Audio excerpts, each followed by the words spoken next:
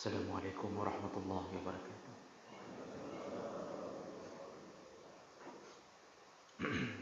Alhamdulillahirabbil alamin. Wassalatu wassalamu ala nabiyyina wa sayyidina Muhammadin wa ala alihi wa ashabihi ajma'in. Amma ba'd.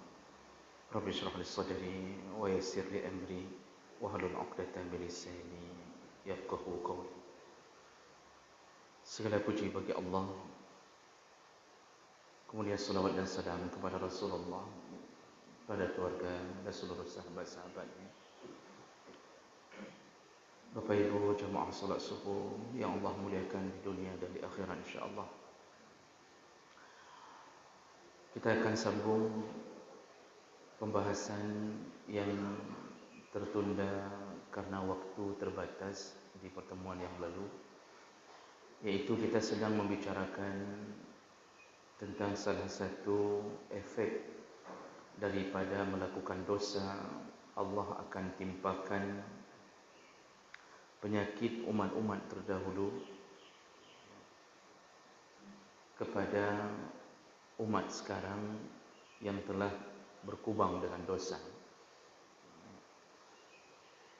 Jadi Allah ulang kembali, Allah rewind kembali penyakit yang pernah terjadi di zaman jahiliyah atau penyakit yang pernah terjadi di zaman-zaman sebelum Nabi Muhammad, zamannya para nabi terdahulu, itu terulang di zaman sekarang. Dan penyebabnya hanya satu perkara, yaitu kita tidak lagi taat kepada Allah. Kita meremehkan dosa. Kita menganggap dosa besar adalah dosa kecil, dan kita menganggap dosa kecil seperti tidak berdosa. Di saat orang sudah berlumuran dengan dosa seperti ini, maka ada penyakit-penyakit umat terdahulu yang kemudian tanpa kita sadari telah terjadi pada diri kita. Kita sudah bahas dua di antaranya, yaitu Rasulullah menyebutkan al-asyarru, yang pertama penyakit umat terdahulu yang akan menimpa kembali, yaitu kufrun ni'mah. Al-asyar itu kufrun ni'mah. Jadi gaya hidup kufur nikmat, tidak lagi bersyukur pada Allah, lupa pada Allah. Dan buktinya jelas nampak, banyak sekali orang yang tidak salat padahal dia diberikan kelebihan oleh Allah Subhanahu wa taala. Dia diberikan iman, dia diberikan Islam, itu nikmat terbesar. Nikmat terbesar untuk menyelamatkan kita dari neraka.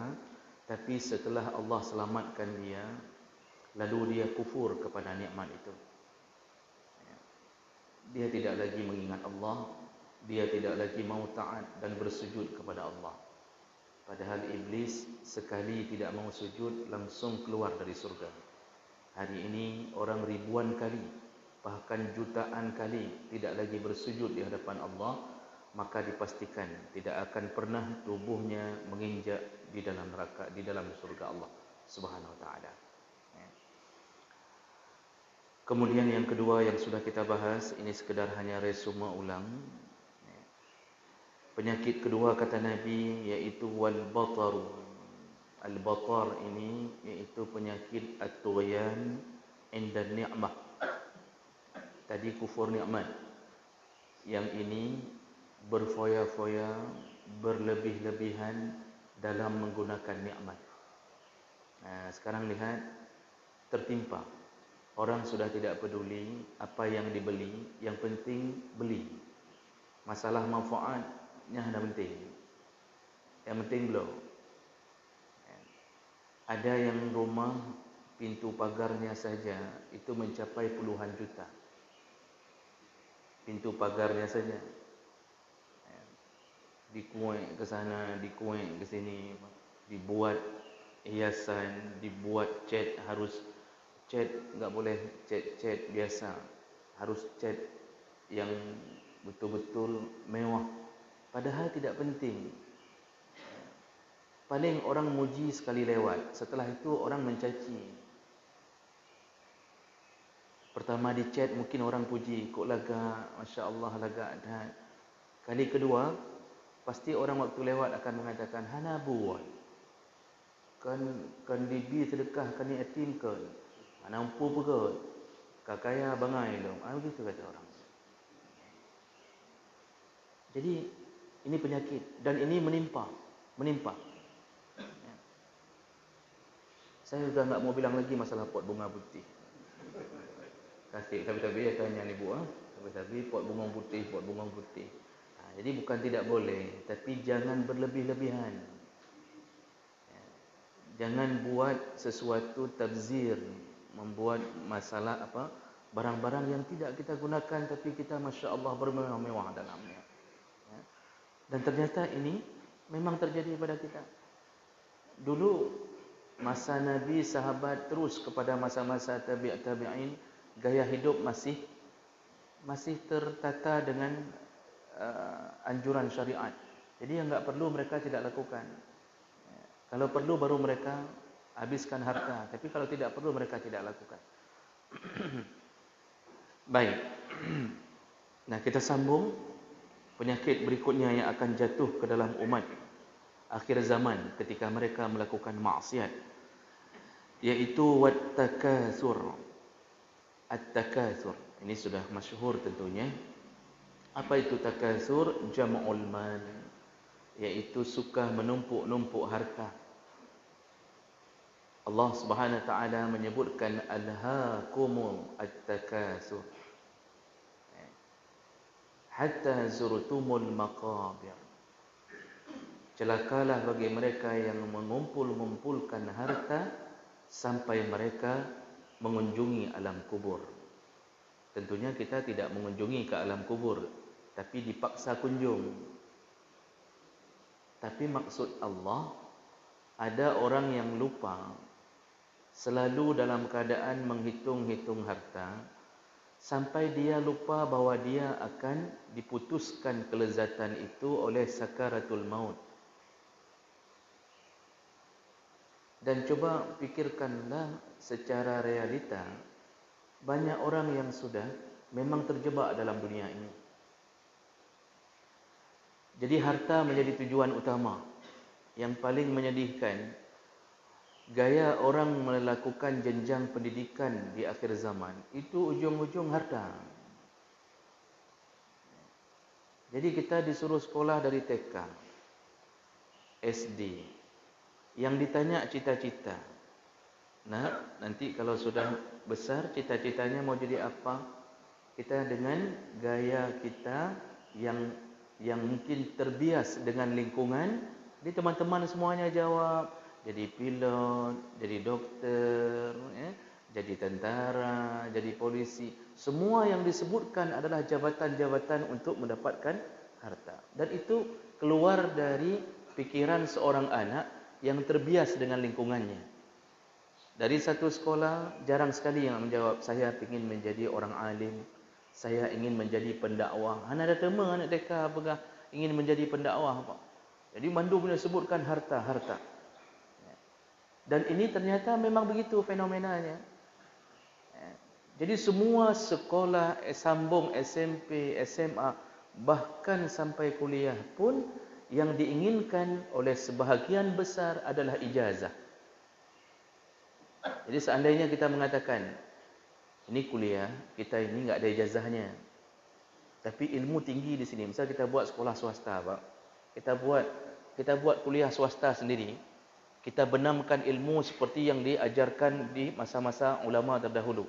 Ada hafal Quran, belajar fikih lengkap, kemudian bahasa Arab. Tapi kita bilang, tapi di sini Pak, kami ini enggak diakui, belum dilegalkan. Jadi kita ilmu banyak, tapi ijazah enggak ada. Maka dipastikan, sebahagian besar akan segera mengatakan, oh menyohana ijazah baik. Ana mahu taju nak dong dia. Kenapa? Karena dia yakin walaupun ilmu banyak, tetapi dia takut tidak memegang selembar itu sehingga tidak diakui di mana-mana. Padahal yang sudah pegang berpuluh tahun pun, sudah daftar PNS ribuan kali pun, enggak pernah lulus sampai hari ini. Jadi, menumpuk-numpuk harta itu memang benar-benar telah Allah berikan. Maka perlu kita sadari kenapa Allah membuat pikiran-pikiran kita jatuh ke dalam jebakan itu. Maksiat yang dilakukan oleh umat. Jadi hari-hari bekerja, lalu kemudian memikirkan kapan gaji masuk. Tidak peduli lagi entah gaji itu halal, entah gaji itu haram. Tidak fikir. Semua pekerjaan yang melamar di kantor-kantor, kadang-kadang biasa saja tidak masuk kantor. Tidak pun takut kalau seandainya 1 jam itu menjadi penyebab gaji haram. Tidak ada rasa takut. Santai saja. Yang mengajar, santai saja tidak mengajar. Yang dosen, seharusnya masuk 16 kali. Tapi kemudian cuma masuk 8 kali. Sekali masuk tanda tangan 2 kali. Ini lalu pegah gerau, Pak. Tidak takut. Enggak takut bahawa yang 8 kali itu akan menyebabkan gajinya haram. Tidak takut. Yang guru-guru sudah tidak mau lagi ikhlas mengajar, disibukkan dengan kertas, hanya kejar sertifikasi, lalu kadang-kadang diselingi dengan akreditasi. Jadi kerja cuma itu-itu saja. Yang mengajar benar-benar kadang-kadang susah untuk didapatkan, kecuali hanya beberapa orang yang beriman. Yang kontraktor tidak peduli, yang penting bela laba. Masalah kita tipu aspal yang diminta tidak sesuai, dia tidak peduli. Dibuat bangunan bagaimana dibuat, yang penting laba banyak. Padahal laba itu habis. Laba habis tapi dia telah berkhianat kepada orang yang mengamanahkan dia. Begitulah keadaan. Hari-hari terfikir apa? Gaji. Buktinya ketika gaji terlambat langsung ribut. Tapi salat terlambat selama dia bekerja, tidak ada yang ribut. Makanya kesibukan kita hari ini benar-benar seperti yang dikhawatirkan Nabi. Rasulullah sallallahu alaihi wasallam pernah mengatakan kepada sahabatnya, aku tidak khawatir, la akhsha alaikumul faqra. Aku tidak khawatir kalau kalian ditimpa kemiskinan, kata Rasulullah. Aku tidak khawatir. Artinya, menjadi orang miskin, tidak punya harta, itu bahkan menyebabkan kemudahan untuk masuk surga.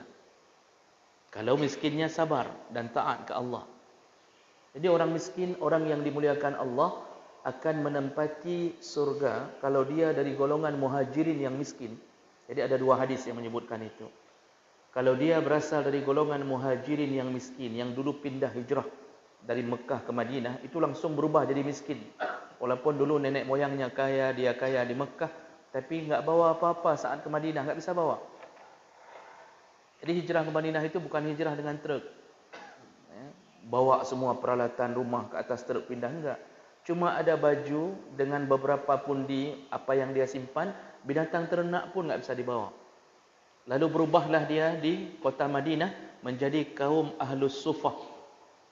Berubah menjadi orang-orang miskin dari golongan muhajirin. Tinggalnya di mana? Tinggalnya di altar masjid. Diizinkan sama Nabi membuat kemah-kemah di Masjid Nabawi, di samping-samping Masjid Nabawi. Itu tinggal orang-orang muhajirin. Betul-betul enggak ada apa-apa lagi. Apa kata Rasulullah? Golongan muhajirin 500 tahun lebih dahulu masuk surga dibandingkan orang-orang yang di luar muhajirin. Orang-orang miskin muhajirin 500 tahun mereka sudah menikmati surga, yang lain masih ngantri di pintu surga. Hadis yang berikutnya menyebutkan selain golongan muhajirin 40 tahun lebih dahulu masuk orang miskin dibandingkan orang kaya. 40 tahun lebih dahulu masuk orang miskin ke dalam surga dibandingkan orang kaya. Jadi orang kaya melihat kesenangan surga, tapi orang miskin sudah berfoya-foya di dalamnya. Kenapa Allah berikan kelebihan itu? Kesabaran mereka menahan derita yang Allah beri selama di dunia. Kalau sabar dan taat. Tapi ada orang miskin, sudah miskin, sombong. Kerja kumpulkan peluk aqua. Susahnya satu apa? Satu keranjang. Satu keranjang itu cuma bernilai 20.000. Cari seluruh kota Luk Semawe. Kumpul-kumpul, salat tidak ada, duhur tidak kenal, asar muid-muid buat jalan. Subhanallah, sudah miskin neraka alam. Kan tok bangai. Padahal mereka termasuk golongan yang dimuliakan Allah di akhirat. Maka Rasulullah mengatakan, aku tidak takut kalau kalian miskin. Tapi aku khawatir kalau dibuka pintu-pintu dunia untuk kalian. Aku khawatir dibukanya pintu dunia. Allah mudahkan segala-gala. Rezeki mudah. Ya, orang hari ini Masya Allah gaji besar-besar. Ya, seluruhnya ada uang. Yang pengangguran pun dibayar. Ya, semua diciptakan begitu mudah. Diproduksi ini, produksi itu. Mobil SMK diproduksi luar biasa. Diimpor sana, diekspor sana. Luar biasa. Jadi, hal-hal seperti ini menyebabkan mudahnya rezeki. Disitulah Rasulullah khawatir kalau pintu dunia sudah dibuka, kita terjebak ke dalam dunia. Apa kerja kita di dunia? Dari subuh sampai subuh hanya memikirkan wang. Padum pen damang, citung le. Di mana-mana kita dengar citung le. Padum pen, urung mekat, padum peng. Jarang yang hari ini berkumpul bicara masalah agama. Yang kumpul di masjid pun bicara uang. Yang bicara duduk berdua, Masya Allah. Ini bagaimana salat kita? Kenapa kita, apa penyebab kita tidak salat tahajud? Masalah-masalah fikih. Ada yang bicara, tapi sedikit sekali. Selain itu yang paling nikmat apa? Semua orang berkumpul di kedai-kedai kopi. Itu bicaranya uang. Bicara uang. Disitulah penyakit itu datang. Dan kita tidak sadari bahawa telah ditimpa Allah penyakit umat terdahulu. Iaitu kerja hanya menumpuk-numpuk uang. Dan lupa bahawa kita akan diputuskan oleh kematian. Jadi ini sudah terjadi. Nyok-nyok kita ini umat-umat mendekat kiamat. Kita ini umat-umat mendekat kiamat. Cuma wallahu a'lam, kapan terjadinya kiamat itu yang kita tidak tahu. Tapi Nabi pun hanya memberi tanda. Tidak tahu. Nabi waktu ditanya malaikat Jibril dalam hadis Jibril, ya, ketika mengajarkan iman, Islam, ihsan, pertanyaan Jibril, mata as-sa'ah? Muhammad, kapan datang kiamat? Apakah jawaban Nabi? As-sa'il a'lamu minal mas'ul. Yang bertanya lebih tahu daripada yang ditanya. Padahal yang bertanya pun tidak tahu, kecuali Allah beritahu. Jibril tidak tahu kapan datang kiamat. Itu total rahasia Allah. Bahkan disebutkan dalam salah satu hadis, saya tidak hafal lagi matanya apa. Peniup sangkakala, Israfil, itu tidak tahu kapan harus tiup. Dia hanya menunggu aba-aba. Begitu Allah katakan tiup, baru dia tahu bahwa itu sudah datang waktu kiamat. Allah menyebutkan dalam Al-Quran, akadu ukhfiha. Ketika bicara masalah kiamat, Allah mengatakan akadu ukhfiha. Sampai-sampai aku pun hampir lupa kapan kiamat. Allah mengatakan dirinya, sampai-sampai aku pun ukhfiha, ku sembunyikan kiamat itu, sampai-sampai aku pun hampir lupa kapan kiamat. Ini sama dengan ibu-ibu sembunyikan cincin yang dibeli diam-diam tanpa izin suami. Geculok dalam lungki, dicolok dalam lungki. Lungki apa bahasa Indonesia? Apa? Ini serius mengenai dicelah, di lubang-lubang, di celah-celah. Mungkin di celah kursi, di celah sofa, sampai dia sendiri tidak tahu lagi di mana cincin itu. Begitu rahasianya. Allah ingin bilang bukan lupa, karena Allah tidak mungkin lupa. Allah ingin bilang begitu rahasianya kiamat. Dan kita hanya diberi tanda, dan tanda itu semuanya hampir muncul satu persatu di zaman kita. Maka takutlah kita kepada Allah. Kita akan segera berganti dimensi. Kita akan berdiri di padang mahsyar dalam keadaan tidak pakai sandal, tidak berkhitan, dan dalam keadaan telanjang. Bertanggungjawab dengan apa yang kita lakukan selama di dunia. Maka bagi mereka yang punya harta, salah satu solusi agar Allah tidak marah dengan harta kita, boleh lepeng. So, orang kaya, orang Islam enggak dilarang banyak uang, Bapak Ibu. Kita ini bukan kapitalis, kita bukan sosialis, dan kita bukan komunis. Jadi enggak ditahan-tahan untuk jadi orang kaya, dan juga bukan jadi orang kaya yang mikir nasib sendiri. Tapi kita adalah Islamis, silahkan kaya. Silahkan kaya. Tapi ingat, kekayaan itu jadikan sebagai penolong kita di hari kiamat. Bagaimana caranya? Sedekahlah. Yang kaya-kaya boleh-boleh sedekah. Bangun apa saja yang bermanfaat. Jadikan tanah ini menjadi tanah yang menjadi sedekah jariah bagi kita. Bantulah masjid. Apa yang perlu untuk masjid? Oh, mik karela. Oh, ini misalnya enggak cukup, kipas angin mati, bahlung tu. Bahlung tu. Perlu apa lain? Meluaskan atau apa saja. Habiskan harta ke situ. Begitulah perbuatan sahabat yang memikirkan nasibnya yang abadi. Utsman habis-habisan, Abdul Rahman bin Auf habis-habisan, habis-habisan. Dalam urusan sedekah, Masya Allah. Kenapa? Mereka banyak harta. Mereka banyak harta. Tetapi mereka menjadikan harta penyelamat, penolong di akhirat. Maka yang kaya-kaya, yang belele dan juk-juk. Baik nak kebah. Jangan ada pikiran, ini kita simpan untuk 7 turunan. Itu turunan ke-8, enggak dapat. Sama saja. Turunan 8 enggak dapat. Jadi Bapak Ibu maka Allah, penyakit ini telah tertimpa kita. Orang sibuk memikirkan harta.